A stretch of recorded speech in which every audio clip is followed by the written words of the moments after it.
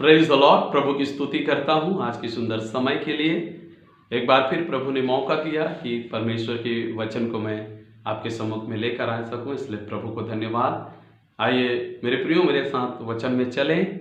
परमेश्वर जरूर आज के वचन के द्वारा आपको आशीष करेगा।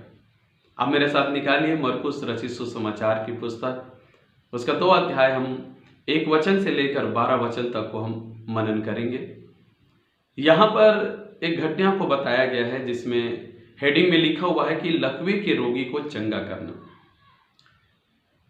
एक लंबे समय से बीमार व्यक्ति को जब यीशु के पास लाया गया तो प्रभु ने उसे चंगा किया।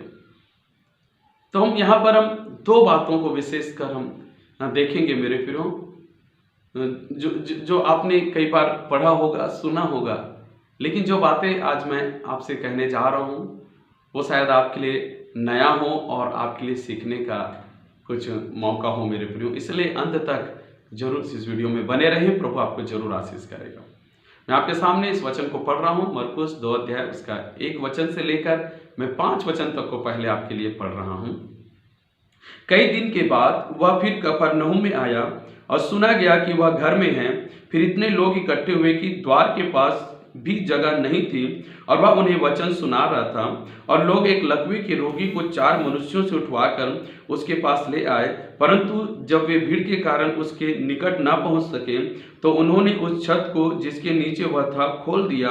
और जब वे उसे उधेड़ चुके तो उस खाट को जिस पर लकवे के रोगी पड़ा था लटका दिया। यीशु ने उनका विश्वास देखकर उस लकवे के रोगी से कहा, हे पुत्र, तेरे पाप क्षमा हुए। आमीन।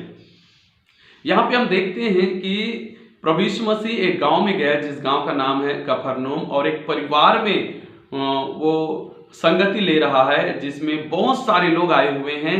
और यहाँ पे लिखा है बहुत सारा भीड़ लगा हुआ है, घर के अंदर और बाहर बहुत ज्यादा भीड़ लगा हुआ है। और प्रभु यीशु मसीह लोगों को वचन सुना रहा था। उसी समय में 4 मनुष्य एक बीमार व्यक्ति को, जो लकवे से बीमार व्यक्ति था, उसको यीशु के पास लेकर आ रहे थे। और हम देखते हैं कि जैसे वो यीशु के पास लेकर आ रहे थे, उनके लिए एक बहुत बड़ा समस्या और रुकावट था कि भीड़ के कारण से वो उस बीमार को यीशु के पास लेकर नहीं जा सकते। उनके मन में, उनके विचारों में शायद ऐसा चल रहा होगा, यदि ये बीमार यीशु के पास पहुंच जाए और यीशु का नजर या यीशु का हाथ उसके ऊपर पड़ जाए तो ये बीमार चंगा हो जाएगा। इस बातों को सोचकर या विश्वास करके ये 4 व्यक्ति उस बीमार को यीशु के पास लाए। लेकिन समस्या ये है कि यीशु के पास पहुंचने के लिए सारे दरवाजे बंद है भीड़ के कारण से। तो उन्होंने एक योजना बनाई, घर के पीछे हिस्से में गए और कैसे भी करके वो चढ़ गए, बीमार को भी चढ़ा लिए, ऊपर का छत खोलकर उस बीमार व्यक्ति को यीशु के सामने लटका दिया। और यहाँ पे हम देखते हैं 5 वचन में कि जैसे उस बीमार व्यक्ति को यीशु के सामने लटकाया गया, यीशु ने उन 4 को देखा। यीशु ने ऊपर नजर उठाकर उन 4 को देखा और कहता है, लिखा है वचन में कि यीशु ने उनका विश्वास देखा। हालेलुया। उन 4 व्यक्तियों में ये विश्वास देखा कि यीशु इस बीमार को चंगा कर सकता है। आमीन। पहली बात जो हम यहाँ पे देख रहे हैं कि यीशु ने उन 4 को देखने से क्या पाया? विश्वास पाया। आज प्रभु यीशु मसीह आप में और मेरे जीवन में मेरे प्रियो विश्वास को देखता है, विश्वास को ढूंढता है कि जब हम उसके पास आते हैं हमारे पास उसके प्रति पूरा विश्वास है कि नहीं। और उसके बाद यीशु ने बीमार को देखा और बीमार को देखने से उसको क्या दिखाई दिया मेरे प्रियो? उसके जीवन के छिपे हुए पाप, जिस पाप के कारण से वो व्यक्ति बीमार था, वो कारण प्रभु को देखा, प्रभु ने उस कारण को देखा। ये दूसरी बात जो यीशु ने देखा वो ये था कि उस व्यक्ति के छिपे हुए पाप, उसके जीवन की बुराई, अधर्म, जिस कारण से वो व्यक्ति बीमार पड़ा है। और यीशु ने उससे कहा, हे पुत्र, तेरे पाप क्षमा हुए। हालेलुया। तो 2 बातें यहाँ पे जो मैंने आपको बताया। पहली बात, जब यीशु देखता है हमें तो वो हमारे अंदर की विश्वास को देखता है। और दूसरी बात, वो हमारे अंदर की उन छिपी हुई बातों को देखता है जो हमारे अंदर है मेरे प्रियो। जिसे हम मनुष्यों से, लोगों से छिपा कर रखते हैं, उन बातों को भी प्रभु हमें देखता है और उसके अनुसार वो हमारे जीवन में आशीष देता है। हालेलुया। उन 4 व्यक्तियों में यीशु ने विश्वास को देखा, उस बीमार व्यक्ति में यीशु ने पाप को देखा, लेकिन वचन कहता है उन 4 व्यक्तियों के विश्वास के कारण से यीशु ने उस बीमार व्यक्ति के पाप को क्षमा किया। और साथ ही साथ 11 वचन में लिखा है, मैं तुझसे कहता हूं उठ, अपनी खाट उठाकर अपने घर चला जा।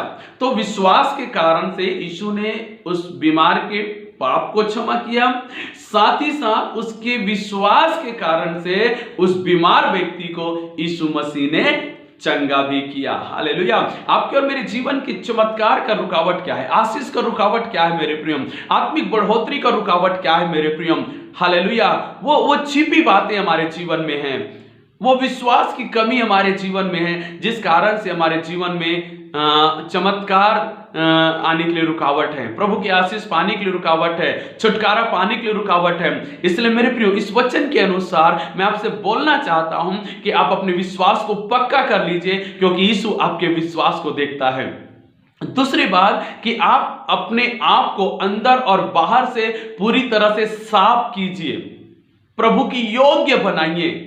तो जिस उद्देश्य से आप बाइबल पढ़ते हो, प्रार्थना करते हो, संगति करते हो, प्रभु उस उद्देश्य के अनुसार आपके जीवन को आशीष करेगा और आत्मिक बढ़ोतरी आपको देगा। Hallelujah, hallelujah. तो मेरे प्रियो, यीशु ने जैसे कहा अपने खाट उठा और अपने घर चला जा, वचन में लिखा है 12 वचन में, वह उठा और अपना खाट उठाकर अपने घर चला गया सबके सामने, और सारे लोग चकित होकर परमेश्वर की बड़ाई कर कर कहने लगे, आज तक हमने ऐसा काम नहीं देखा। हालेलुया। एक बहुत बड़ा चमत्कार है मेरे प्रियो, बहुत बड़ा चमत्कार जो उस बीमार व्यक्ति के जीवन में प्रभु यीशु मसीह के द्वारा हुआ। और इसका कारण एक ही है कि उन 4 व्यक्तियों का विश्वास इस बीमार को क्षमा मिलने के लिए और इस बीमार को चंगाई पाने का कारण मिल गया। हालेलुया।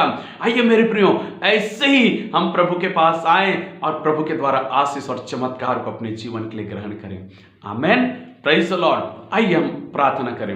स्वर्गीय पिता, यीशु के नाम से मैं धन्यवाद करता हूं इस वचन के लिए। इस वचन को सुने हुए लोगों के जीवन में यीशु के नाम से मैं ग्रहण करता हूं, और आज से होने दे कि इनका विश्वास प्रभु में बढ़ जाए, मजबूत हो जाए, और इनके अंदर बाहर कुछ भी परमेश्वर से छिपा ना रहे, और इनके जीवन की हर एक वो रुकी हुई आशीष और चमत्कार यीशु मसीह के नाम से आ जाए। मैं सबको आशीष देता हूं यीशु के नाम में। आमेन। Praise the Lord. प्रभु आपको आशीष करे। हालेलुया। जय मसीह की।